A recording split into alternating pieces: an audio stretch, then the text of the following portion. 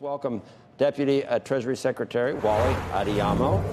2.9 on a global comparison basis, pretty good, Mr. Secretary, but there are some troubling or at least some warning signs about capital investment. It looks like it could presage some weaker numbers for the rest of the year in terms of GDP.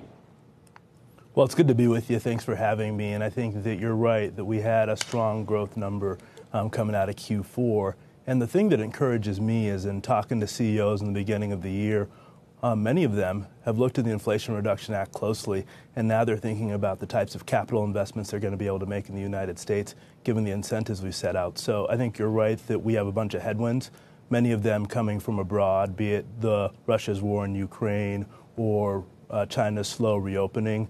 But in the United States, I feel very confident about the fact that there are great incentives out there for companies to continue investing and for the economy to continue to grow. We have the Federal Reserve. Birds got to swim, fish got to fly. We know what they got to do, and they tell us that, and I know I said that backwards on purpose, but we know what they got to do. But think about our debt service at $32 trillion. And what that means we're going to have to spend just to service that instead of on things we'd really like to be doing.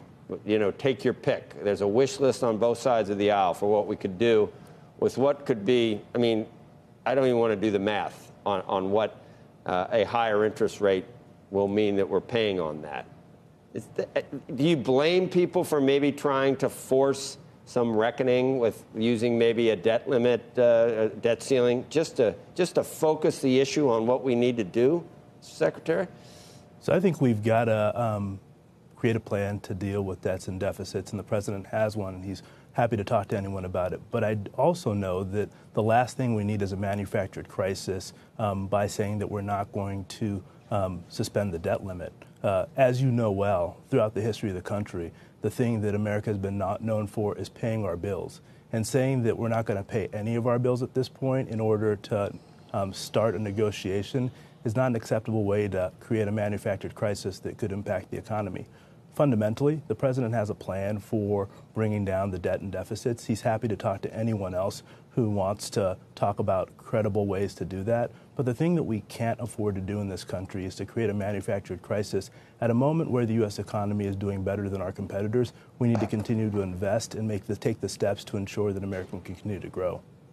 Do you think that the pandemic spending, post-pandemic spending, some of the trillions that we've spent in the last couple of years, do you think that exacerbated prices in terms of inflation, and that's why the Fed is forcing its hand to do this? It was kind of self-inflicted, or do you think it's pandemic reopening, supply chain, the war in Ukraine? I mean, do you at least acknowledge that maybe the Fed had to enable all the spending on the fiscal side and stayed at zero for too long? So what we both know is that inflation isn't an American phenomenon alone. We're both seeing high rates of core inflation and headline inflation around the world. And central banks, not only in the United States, but in Europe and in the UK, are dealing with that. And I think the thing we have to think about is that spending happened, you're right, during the Biden administration, but also during the Trump administration. Mm-hmm. But you have to think about what the alternative was. And we're seeing that alternative in China today, where you've seen them deal with the virus for far longer and their economy has struggled. So ultimately, the investments we made gave us an opportunity to get out of a COVID recession, and now we're addressing those supply chain issues and the high costs in the economy. And I'll point out the fact that over the last 6 months, we've seen inflation come down while we still continue to see the economy grow, and we're able to create jobs. So we're working through the pandemic-induced high costs that have not only impacted the United States and the rest of the world, including places where they didn't have plans like the American Rescue Plan, which ultimately helped us create jobs. Yeah.